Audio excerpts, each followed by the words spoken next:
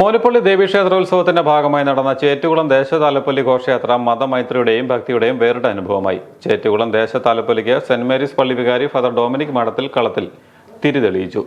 ആഘോഷ കമ്മിറ്റിക്ക് വേണ്ടി ജയകുമാർ പുത്തൻപുരയ്ക്കൽ, താലപ്പൊലി രക്ഷാധികാരി ഭരതൻ നായർ മലയിൽ എന്നിവർ സംസാരിച്ചു. തുടർന്ന് വയനാടൻ നൃത്തച്ചുവടുകളും കാവടികളും കരകാട്ടവും ചെണ്ടമേളങ്ങളും ഉത്സവ ഫ്ലോട്ടുകളും ദേശതാലപ്പൊലിക്ക് മിഴിവേകി.